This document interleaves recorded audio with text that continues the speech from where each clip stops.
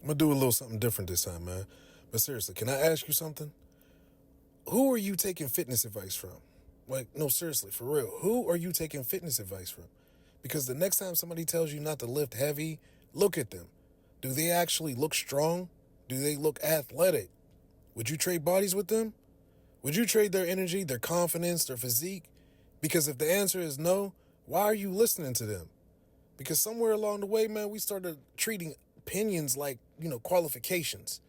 Everybody has advice, almost nobody has results. And social media even makes it worse, man. Now everybody's an expert. One guy says deadlifts are dangerous. Another says squats destroy your knees. Another says lifting heavy after 40 is stupid. Another tells you to throw away the barbell and just do calisthenics.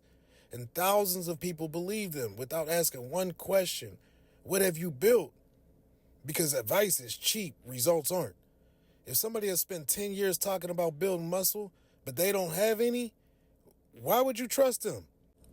If somebody tells you how to stay strong as you age, but they don't look like they have challenged themselves in years, why are they the authority? Like, here's the truth, man. Most people don't want to admit that they're scared. And it's easy to criticize hard things than to do hard things. It's easier to tell someone else to lower the weight than admit you just stop pushing yourself and stop pushing the weight. Man, fear loves company. And when somebody becomes afraid, they usually don't keep it to themselves. They try to recruit other people like, hey, don't lift that. That's dangerous. You'll get hurt. Or you don't need that. No, man, you don't need that. Don't confuse your limits with mine.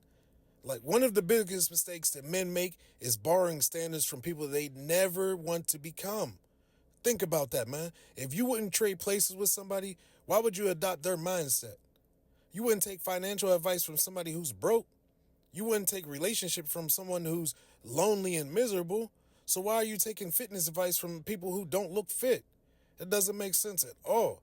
And I'm not saying to ignore everyone. I'm not saying that at all. I'm saying earn the right to influence people because results matter, experience matters, capability matters. The strongest people I know aren't walking around telling everyone to stop challenging themselves. They respect the weight, they respect good technique, and they respect recovery. But they also understand something. Your body has to be given a reason why to stay strong. Nobody accidentally builds an athletic body. Nobody accidentally becomes capable. Those things are earned. And every time somebody tells you to avoid challenge, ask yourself, did they discover a better way? Or did they just simply become comfortable? Because those are two different things. Those are not the same thing at all. Comfort has become like a religion for people, man. And everyone wants easy. Everybody wants easy. Everybody wants it to be safe. Everybody wants, to avoid discomfort. Then they wonder why they don't feel strong anymore.